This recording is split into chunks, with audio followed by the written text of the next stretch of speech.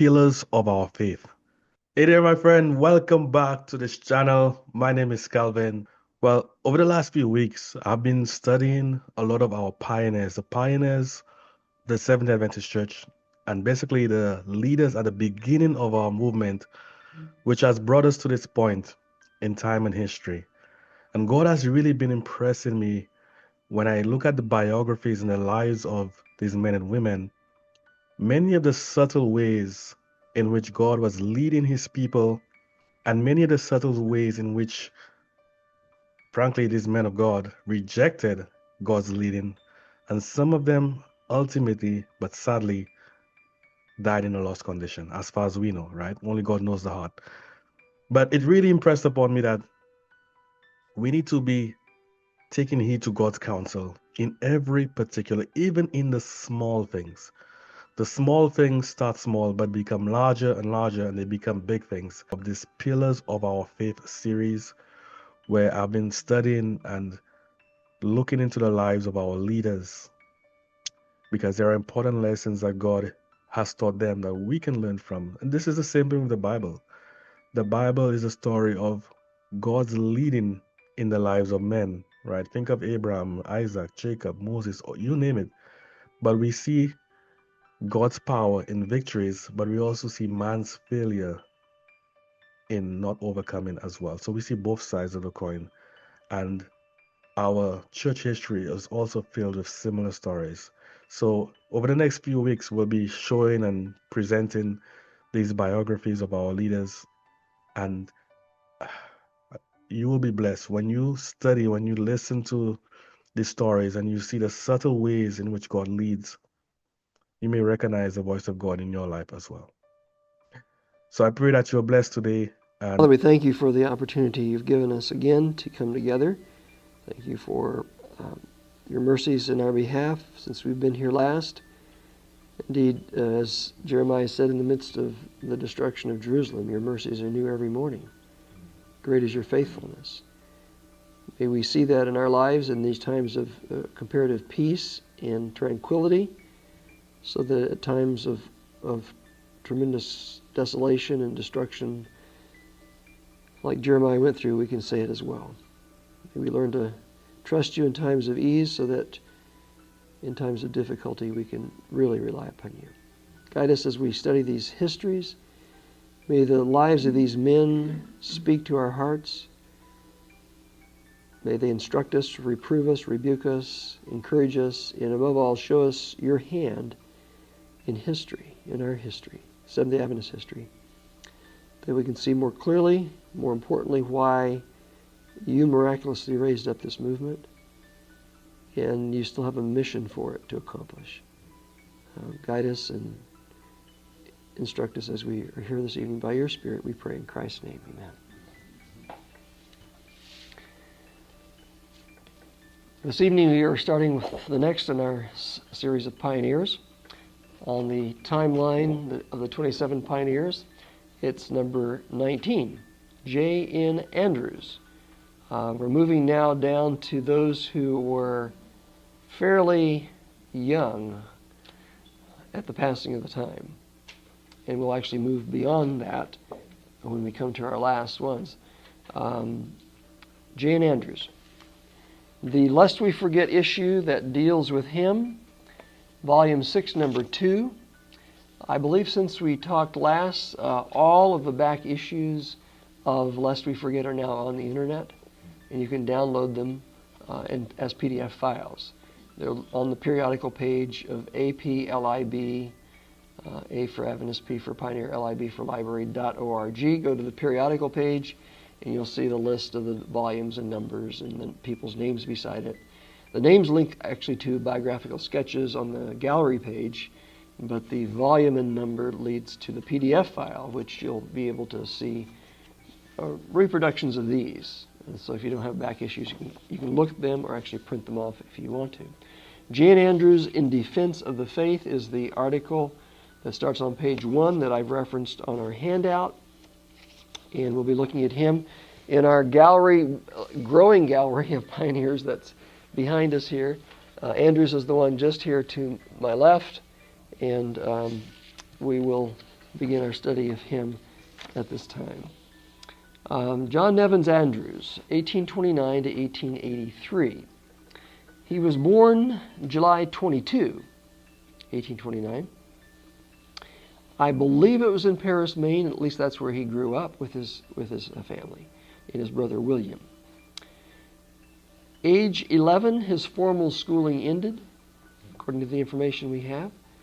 So you can see that he did not have all that many years of formal teaching. That was age 11. And 3 years later, 1843, at the age of 14, he accepted the Millerite teachings of the soon coming Christ. He was a committed Adventist because a story from the next year shows that as he and a fellow older Adventist believer were going, I believe it was, to a meeting, a mob of opponents came to attack them, and one man had a horsewhip. And he took the horsewhip after the older man, and John wrapped his arms around the older man and said, "If you're going to whip him, you have to whip me first." And the man says, "I can't whip a boy." And it disarmed their anger, and they were able to pass on. So that's his character. He experienced the disappointment in 44 with the rest. In 45, at the age of 16, he began keeping the Bible Sabbath. Teenager, keeping the Bible Sabbath after reading Preble's tract. Remember, a lot of the people trace back to Preble's tract on the Sabbath, and we talked about that several times before. In 1849, he's 20 years old, so he's had his late teens he's lived through, and you can imagine an isolated place like that, the different believers. We're told that whenever there's a genuine moving of the Holy Spirit, there is always a counterfeit. So there was counterfeit enthusiasm, counterfeit spirituality coming in, and it took the form of fanaticism. You can read about it. We're not getting into the details of how it manifested itself, but you get a feel for it from what we're going to read next here. And he was rescued. This was actually the exact date we know, based on what we're going to read next. It was September 14, 1849. He's 20 years old. And this is Ellen White's description of the event from Life Sketches of 1888, page 260. July 28, which would have been some couple months or almost 2 months before this event, Ellen White writes, my second child, James Edson White, was born. When he was 6 weeks old, we went to Maine. September 14, a meeting was appointed at Paris. One F.T. Howland, a notable fanatic, was present. He had long troubled God's children with his errors and harsh spirit. While engaged in prayer, the Spirit of the Lord rested upon Brother S. Howland, Stockbridge Howland. His face was white, and a light seemed to rest upon it. He went toward F.T. Howland, and in the name of the Lord bid him leave the assembly of the saints. Said he, "You have torn the hearts of God's children and made them bleed. Leave the house, or God will smite you." Wow. That rebellious spirit, never before known to fear or to yield, sprang for his hat and in terror left the house. The power of God descended, something as it did on the day of Pentecost, and 5 or 6 who had been deceived and led into error and fanaticism fell prostrate to the floor. Parents confessed to their children, and children to their parents, and to one another. Brother J. N. Andrews, with deep feeling, exclaimed, "I would exchange 1,000 errors for one truth." Such a scene of confessing and pleading with God for forgiveness we have seldom witnessed. The Lord was bringing out Brother Andrews to fit him for future usefulness, and was giving him an experience that would be of great value to him in his future labors. He was teaching him that he should not be influenced by the experience of others, but decide for himself concerning the work of God. Powerful testimony, very clear statement about this young man, 20 years of age. Do we realize how God is giving us an experience that trains us for what he wants to use us for. He has a job for each one of us, and he's giving us that experience even when we recognize it. Now, if we're not cooperating with him, if we're not really committed to him, we may not be having an experience that's doing that. We're having an experience, on a sidetrack or something.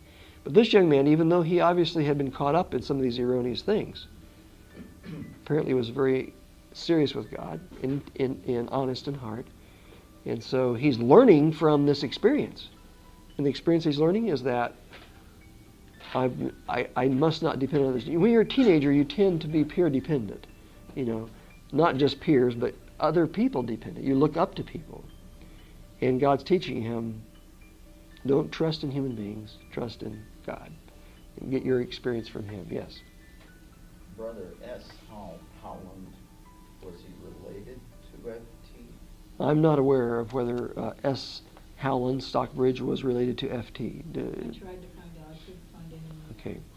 Colling's not aware either whether there's a relation. You would think that if it was, it would say his brother S. Howland, but not just brother S. Howland. It'd say his brother, but apparently not. So, very significant description from Ellen White of Brother Andrews here at this young age of 20.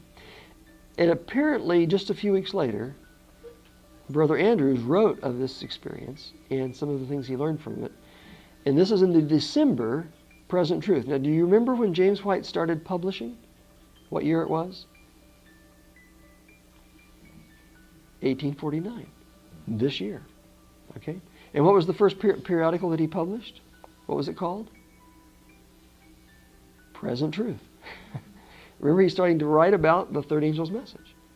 Later, he added one called Advent Review, and then he put them sort of together and made Second Advent Review and Sabbath Herald, which was the Present Truth part. Okay, but this is in Present Truth. So Andrews is writing in one of the very early issues. It's the first or second, I forget exactly which. I think November was the first, if I remember correctly. Issue of Present Truth. Both names are the same, Howland? Last names were the same. Yeah. Initials were different. Howland.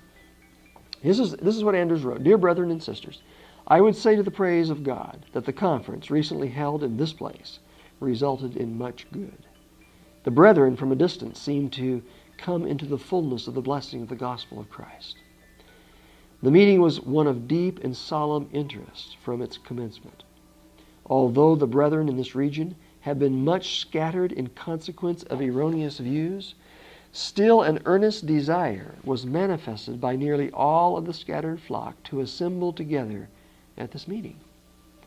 Our minds were deeply interested in the solemn truths presented before us, and at the conclusion of the meeting, a general determination was manifested to lay aside forever the painful views by which we have so long been separated, and once more to unite in the great and important truths of God. It was a season of heartfelt confession and deep humiliation before God, such as we trust will not soon be forgotten. To God be all the praise forever. Amen. The scene of trial and scattering through which we have passed has been of the most painful character. 20-year-old young man writing this, okay? But we trust that God is bringing together His scattered children preparatory to final deliverance. How important it is, beloved brethren, in this, our final struggle with the dragon, that we be found united. He has that in all caps to emphasize. United in the commandments of God and the testimony of Jesus Christ. Your brother in hope, John N. Andrews. December 1849, Present Truth, page 39, paragraphs 4 and 5. Okay? What a testimony. How many 20-year-olds would write something like that these days? Who only had education through age 12. The conference that he's talking about, as I understand it, is the meeting that Ellen White speaks about in the previous paragraph, where she said, we went to Maine and a meeting was appointed in Paris, September 14. See, this is being published in December of 49, so he had probably written this sometime after the meeting, but before the publication, obviously. So that's my understanding of the, because he talks in very similar language to Ellen White. They'd been scattered and fragmented by these erroneous ideas. There was a breakthrough, and God's Spirit was poured out, and there was confession, and there was unity that resulted.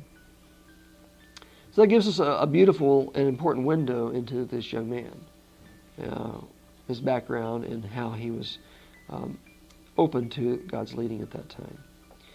1850, next year, about a year later, fall of the year, November. He's 21 years old. He begins writing for Advent Publications. And his name is found on the masthead of the Second Advent Review and Sabbath Herald, which is, again, James White's periodical that he published when he put these two things together, the Present Truth and the Advent Review. Volume 1, number 1, where was it published? Paris, Maine. This is Andrew's hometown. And his name appears there, 21 years of age. So, consider that, 21-year-old helping out with the publication of the periodical. The next month, Volume 1, number 2. His first article appears, and it's entitled, Thoughts on the Sabbath. Okay, how long had he been keeping the Sabbath? Well, since he was, what, 16? 5 years. 5 years keeping the Sabbath, and he's writing an article on the Sabbath. He also that year became a traveling evangelist working with Samuel Rhodes, an older man. That's found, information is found in the January 1851 Advent Review and Sabbath Herald, page 31, paragraph 10. James White later wrote about this time in Andrew's life. Elder Andrews entered upon the work of a Christian ministry in 1850 at the age of 21, and for 27 years, so he's writing this when? 1877. Okay? He's thinking back to that time. For 27 years has been a close fellow laborer and an intimate friend of the writer. So again, from the beginning, Andrews linked up with who? James White. And he was not just a fellow laborer, he was an intimate friend, he said as well. And here's James White's description of him. He is tall, with slender chest and massive brain. When he entered the ministry, he was afflicted with sore throat and a cough, and it was the general opinion among his friends that consumption, another name for what? Tuberculosis, would terminate his life in a few years. His thirst for education was great, yet he could spare neither the time nor the means to take a regular course in school, which means what? He was self-taught. And we're not going to cover all the details of what he taught himself. You can explore that on your own. In these short overviews, we just have a brief period of time to look at a few details. There's a lot more details of these stories, amazing details. The more you dig into it, the more your faith is affirmed. His health is improving now by 1890. Oh, wait until we get to the next page. We're going to deal more with his health. A lot more information. Actually, this is in a book that James White had written. Both of these men that this is about, James White and Andrews, by the time this edition was published in 1890, were dead. But it's called Bible Hygiene. And that was on page 259.2. And you'll see why James White's talking about John Andrews in this book, Bible Hygiene, when we develop the story a little bit here more as we continue. That next year, 1851, which was actually the year that the last reference was published, at the age of 22, Andrews's Thoughts on the Sabbath and Perpetuity of the Law of God, 32-page publication, was published by James in Paris, Maine. So now, not just an article, but something that's actually probably you better call a pamphlet or a booklet, was published. In Paris, Maine, it was advertised in the February 1851 Advent Review and Sabbath Herald on page 48. And we also find that same year, in May, the May 19 issue of the Advent Review and Sabbath Herald, a 5-page exposition on 2 chapters in Revelation. Revelation 13, dealing with the two beasts that John saw there, one coming out of the sea, one coming out of the land. And then Revelation 14, which is the picture of 144,000, the three angels' messages, and the reaping harvest of the earth at the coming of Christ there. So, if you want to see what these early thoughts were on those chapters, go back. It's on the CD-ROM. Look up that issue. Read that 5-page article. Comment? No. Okay. First fruits. First- I would say. Okay, first fruits, yeah. The 144,000 first fruits. The next year, 1852, he's 23 years old. And these men are not just writing, they're holding meetings here and there and wherever. And at one of these meetings, and we'll touch on this a little bit later when we touch on 𝗥𝗲𝗋𝗻, Jan 𝗥𝗲𝗋𝗻 comes to the meeting, and Andrews leads 𝗥𝗲𝗋𝗻 into present truth. Again, by that we mean Sabbath and sanctuary message. 𝗥𝗲𝗋𝗻 was already an Adventist. And those meetings were in Rochester, New York. 1853. Andrews is 24. He was ordained by James White, who also published in Rochester, New York. Notice they moved from Maine. Paris, Maine is actually on the western side of Maine, north of Portland, about halfway between the bottom of that part of Maine and Canada, over fairly close to New Hampshire. They moved from there to Rochester, which is, you could say, western New York, not way west, but right there underneath Lake Ontario. They moved over there, and that's where they first bought their printing press, remember? They're doing publishing there. So James also published in Rochester Andrews' 48-page writing entitled Review of the Remarks of O.R.L. Crozier on the Institution, Design, and Abolition of the Sabbath. Recall Crozier's life? I don't know whether you remember, we went through his life. It went like this, and I didn't have room to put it in here if you don't write it down. He accepted the Sabbath the same year Andrews accepted it, 1845. 1846, Crozier was promoting the Sabbath in the Millerite periodicals. 1847, he had abandoned it. So it's just 1 year after the other. 45, 46, 47. So here it is, from 47 to 53. Apparently, Crozier was continuing to attack the Sabbath. At least Andrews felt after the 7-year period, it's time to actually address Brother Crozier's abandonment of the Sabbath and attack on the Sabbath. So they're actually writing in defense of the Sabbath. And that was published by James White. Around the next year, 54, the Advent Review office in Rochester published his 40-page work, The Perpetuity of the Royal Law, and his 16-page review of the objections to the seventh-day Sabbath. So you can see they're writing on what topics? Sabbath and the law, right?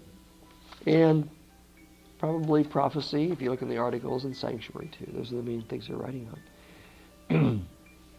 The next year, 1855, the same office published his 32-page The First Day of the Week, Not the Sabbath of the Lord, and 144-page Three Angels of Revelation 14, 6 to 12. So he starts out with a short article on Revelation 13 and 14, 5 pages, and now he has a 144-page book on the Three Angels' Messages, just verses 6 to 12 of Revelation 14. So this man's studying, digging, and writing. And it doesn't stop here, of course. I'm not trying to write down everything that he wrote. You can go to the CD-ROM and look at his collection, all the titles there. But I'm catching some of the significant titles that I thought would be interesting and put them in this timeline with it. Well, that same year that those last two things were published, he's exhausted. What does that tell you? He doesn't know how to balance this intense, digging for truth and light and Scripture. Too much brain work. Too much brain work. Balance that with physical activity and a diet that supports brain activity. There's things that a person working in the field as a farmer all day long can eat that a person who's doing brain work all day long can't eat.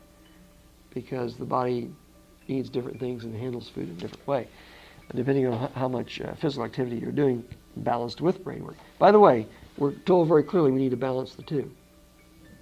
By that, I would say somewhat equal, maybe not exactly identical number of minutes, but we don't realize the importance of physical labor as we ought. And of course, there's people in both ditches that do physical work and nothing with their minds, or physical exercise and all of that. He was still struggling with it in Burden's day. Struggling with it in John Burden's day, Yeah. after the turn of the He was a century. young person in Healdsburg.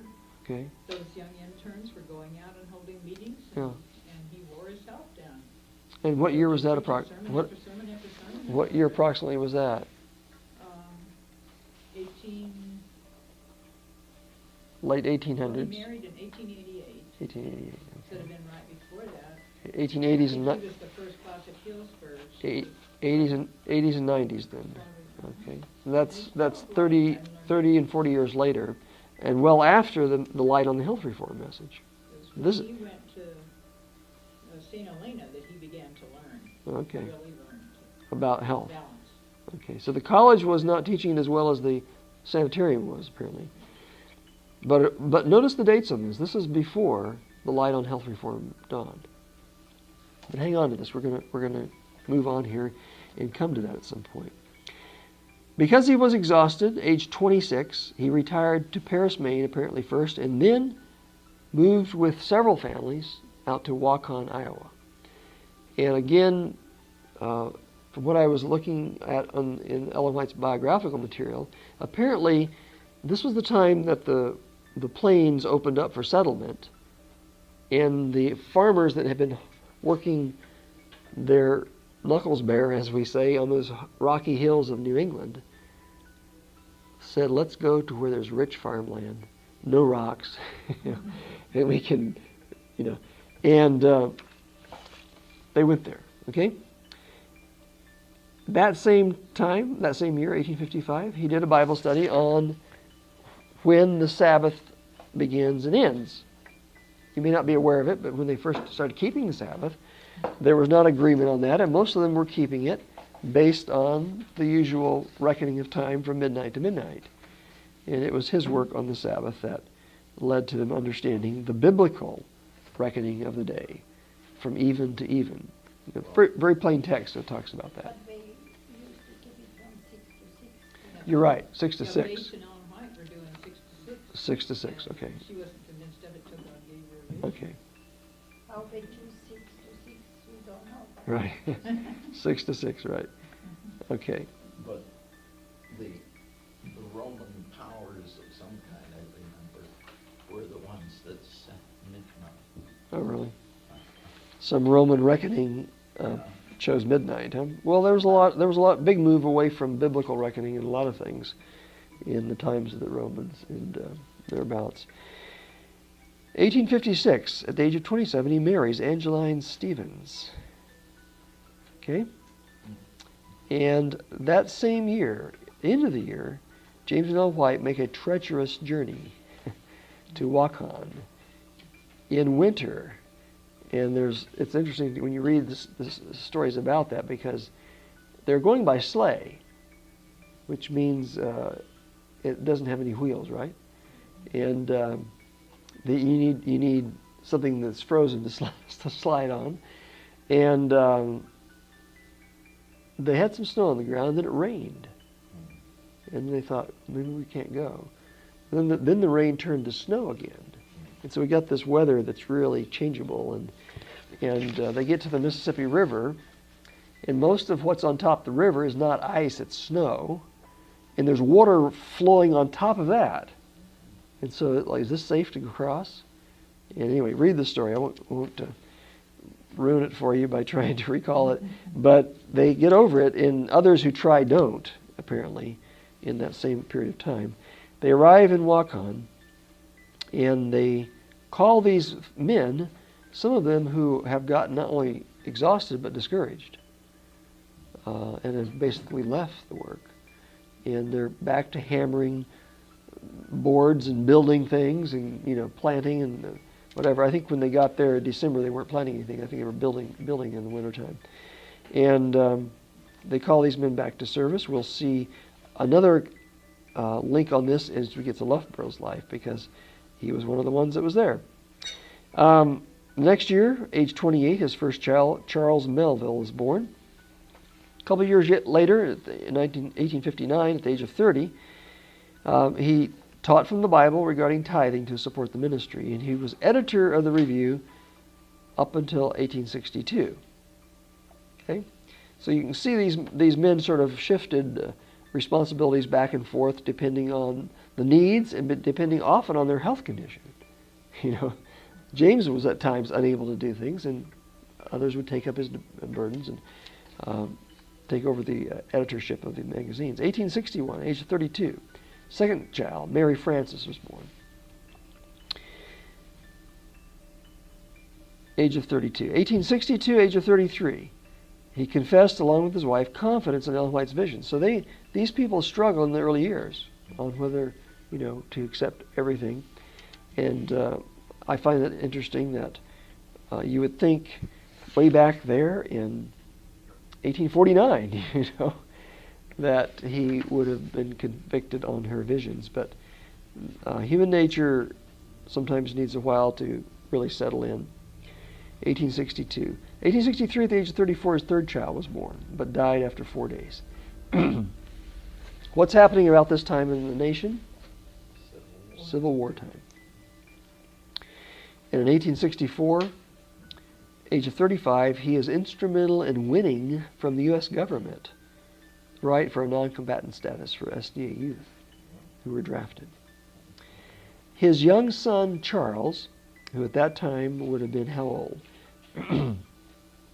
7? He had a leg that somehow became lame. Excuse me. And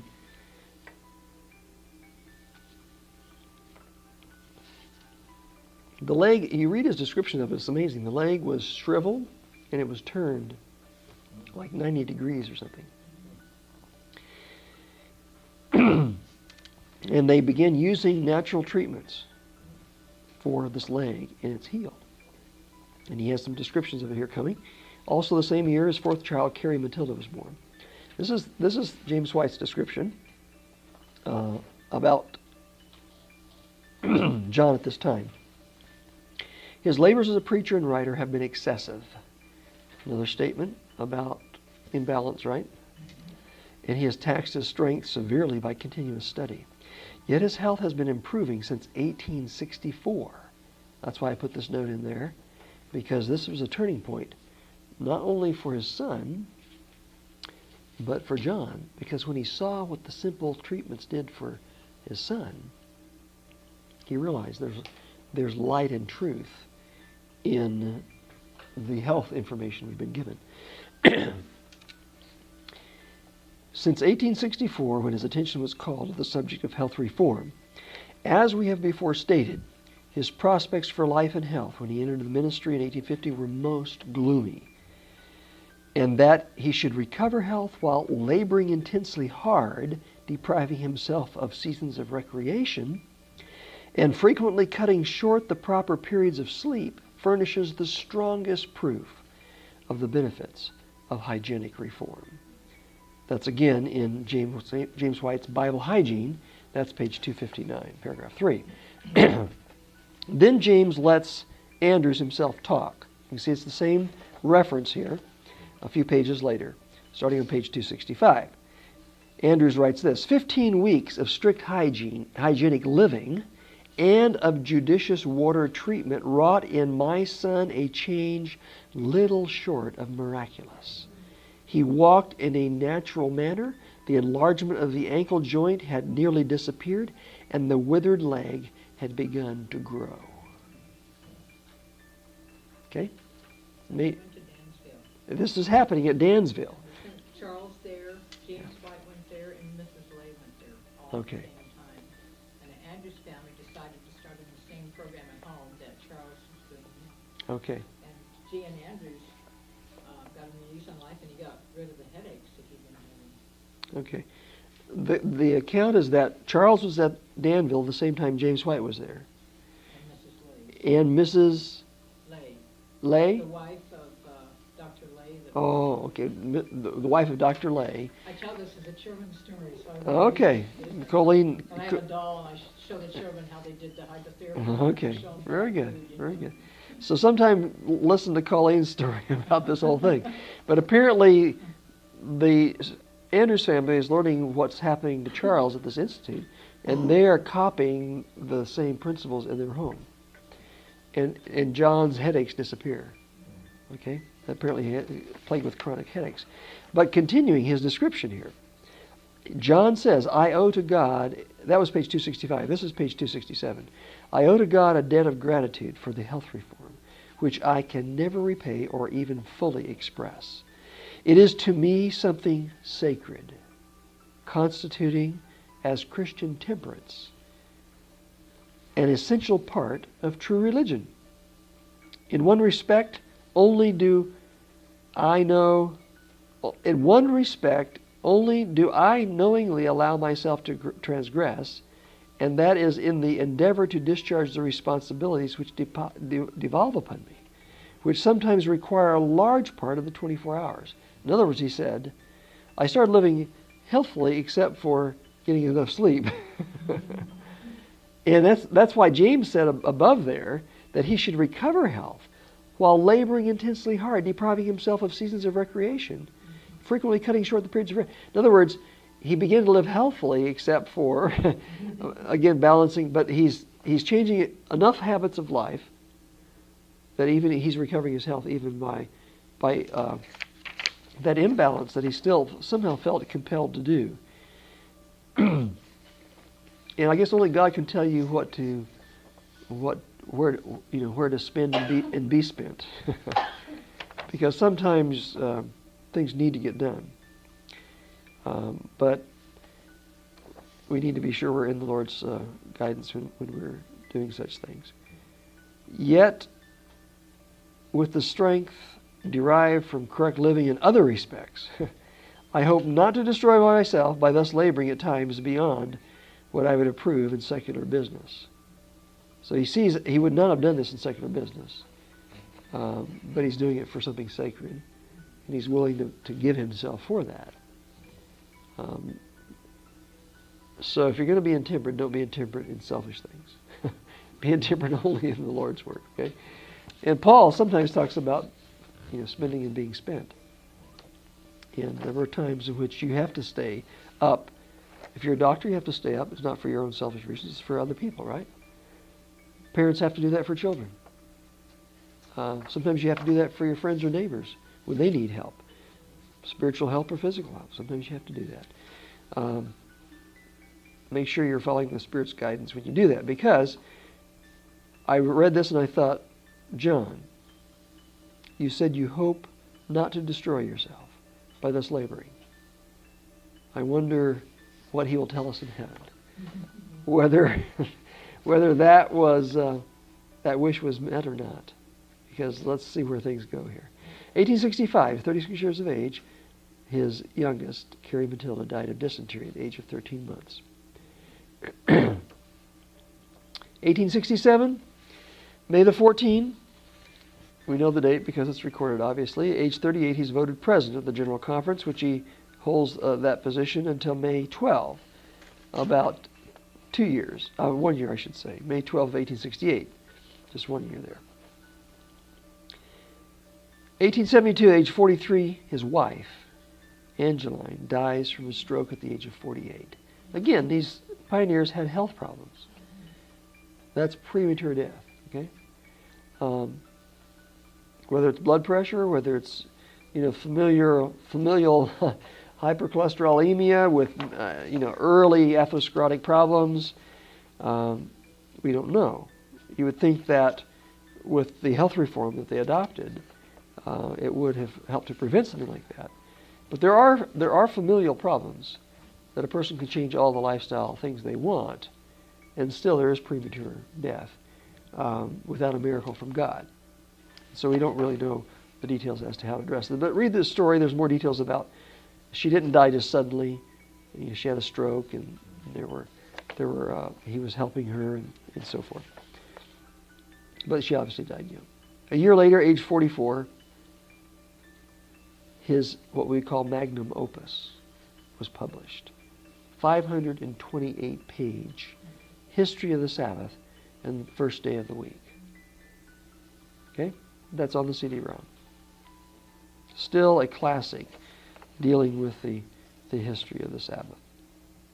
In its pioneering sense, I would say it still exceeds the book that was mentioned yesterday as being the most significant book published by Adventists on the Sabbath, on the lost meaning of the seventh day. Just fresh off the press here, and I guess last year it was copyrighted 2009. The next year, the year after he finished that book, 1874, age of 45, he sent with his children to Switzerland, our first official overseas missionary. And who were his children that went with him? Charles and Mary. And if you ever get to Andrews University, go to the front of Pioneer Memorial. You know, remember the name, Pioneer Memorial. It was named for a purpose. Pioneer Memorial Church there on the campus. And you will see a bronze statue of the three of them with a trunk. And as I remember, it's John, is it not? That's pointing. The church is facing east, and he's pointing to the east. Okay, she has a picture of one of these notebooks. These two notebooks about John Andrews, John Evan Andrews by Colleen. Feel free to look at these afterwards. Pointing to the east, because that's where they were headed, right? To Europe. East across the ocean, back to the old country, in terms of where the settlers came from. 1876, a couple of years later, at the age of 47, he begins publishing Signs of the Times in French. And read the story. They agreed that they would learn French, and the rule would be they would speak nothing but French in their home. So that's an impetus to learn French, because if you want to communicate with your family, you've got to say it in French. So you can imagine how they did that. Probably dictionary was handy, right? Something was handy there with them. And they didn't have the modern technology where they said something in English and they would say it to them in French. However, after 3 years, Mary's back in the United States and dead of tuberculosis. Okay? If you read the conditions they lived in there, you'll realize that health involves more than rest and diet. It also includes living conditions. If I remember correctly, was it James White's description of the house he lived in was full of sewer gas? In other words, there was just vapors from the sewer in the house all the time. You can imagine what that would do to the immune system. And not only did Mary die of tuberculosis, I believe the story was that Dr. Kellogg told John, "Do not sit with Mary or you will contract it yourself." And he said, "She's all I have." And we find 4 years later, in Switzerland, John himself dying of tuberculosis. And at the age of 54, again, prematurely, he dies of tuberculosis. What I didn't reference here is that one place I found where Ellen White wrote to him and said, had you taken a wife with you to Switzerland, you would have been 10 times more effective. Whether he'd have lived 10 times longer or whether he would have gotten 10 times more work done, who knows? But The little girl Mary didn't know how to cook. right, you can imagine a teenage girl having to fix meals as well as learn French. I think she became almost the expert because of her age in the French. Editor, right. You can understand probably not only were they breathing bad air, they're probably not eating good things. Ate the cheapest food. I think it was white bread. Just the same thing over and over again. Right. So there was not probably what a capable wife would have been able to do in terms of nutrition and all the other things that tie in with that. But Ellen White said to him, "But you are not a domestic type of man," or something like that. You know, he's into his books and whatever. And so she She understood him as well as understood why. I think she was probably writing him toward the end of his life when she said this. Obviously, not knowing exactly when he was going to die. Yes, his son lived, and one of his descendants through his son, some years back, was here in Loma Linda, physician. There are physicians in his lineage, and I don't have all the details of that, but they may be in here. The descendants of the Andrews family. There are still descendants. Dr. Jeannie. Dr. Jeannie I think Andrews. she was Okay. for children. Okay. Pediatrician. Okay. I had a foster daughter who used to take it to her. Okay. You know where she, okay. Yeah. She practiced behind the Huh? hotel. Remember the person that puts the watches in town? Yes. That was her husband. Oh, okay. I've seen her. That's right. Okay. And here's what I would like to close this overview with. Another statement from James White, also from that same book we've been reading from, Bible Hygiene. Few men have left behind them a record of greater purity of life or of more earnest effort for Christ and humanity. His indefatigable labors did more, perhaps, than those of any other man to develop the Bible evidence of the views advocated by this people. And the debt of gratitude which we owe to him should lead us to study earnestly the principles that he loved so well, and to emulate his noble example in a life of temperance and self-sacrifice. I'm glad he said self-sacrifice in addition to temperance, because it wasn't all temperance, right? The sacrifice sometimes is where you have to sacrifice even yourself. And of devotion to the good of others. So it's not inappropriate that we have named an institution after him, although I do have serious questions about naming things after human beings. I don't always know whether that's the best policy, but we do need to keep alive their memory. And there is a role in those types of things, recalling their memory, as long as we not only recall their memory, but we know from their lives the example of self-sacrifice that they gave in devotion to what the Lord wants to accomplish at this time.